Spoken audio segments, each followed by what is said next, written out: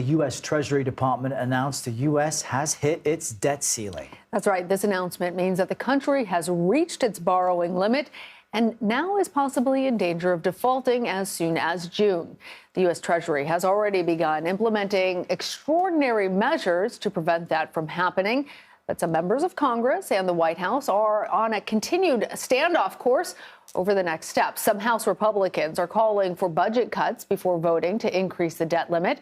And Democrats claim that delay could lead to a fiscal crisis in and of itself. That's right. The stock markets fell to start the day in anticipation of this announcement. They really haven't made up much ground since. But what may happen next? Joining us now is Cristian deRitis. He's the Deputy Chief Economist at Moody's Analytics. Cristian, welcome. So effectively, Uncle Sam's credit card is maxed out. But this doesn't prevent things from functioning and happening in the short term. So just break down for us what hitting the debt ceiling means and what we expect based on what we know now in the short term.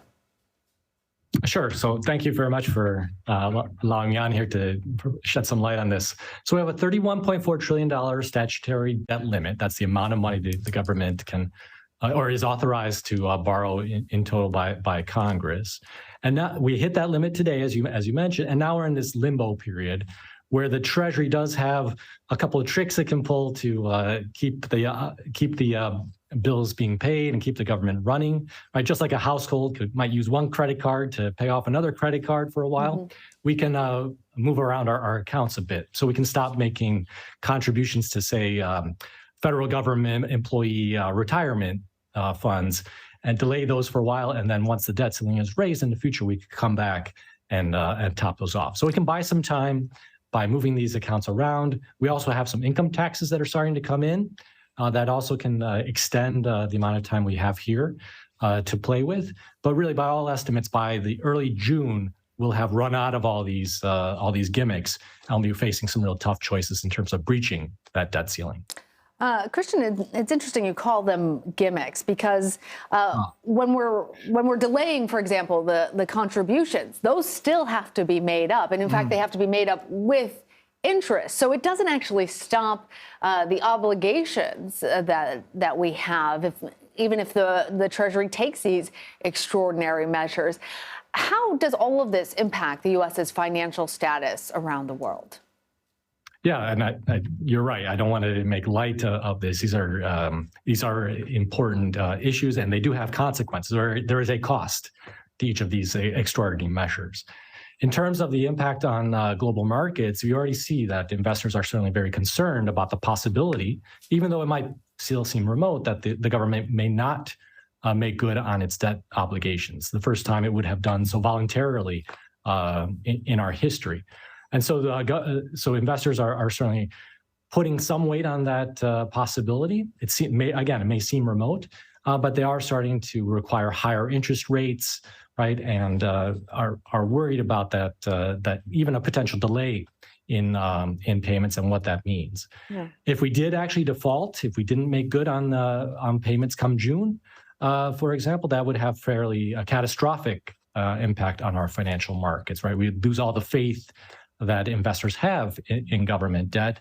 And that government debt is really the basis of a lot of other interest rates, mortgages, auto loans, credit cards, right? So consumers would directly feel the impact as well.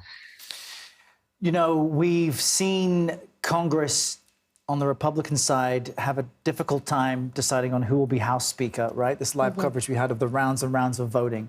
That hadn't happened for about 100 years. So while this is unusual, we don't expect things to fall to bits. How would we know that things are becoming problematic? Should we approach this summer deadline? There doesn't appear to be agreement, and maybe some things start to pinch. What would be our first signs that things are going south? Yeah, well, first signs are the financial markets themselves, right? So you'll see investors becoming increasingly nervous. This is what happened in previous cycles. And just for context, right, since 1960, we have had these debt ceiling discussions about 85 times, right? So this is clearly not the first time. And the pattern has been pretty similar, right?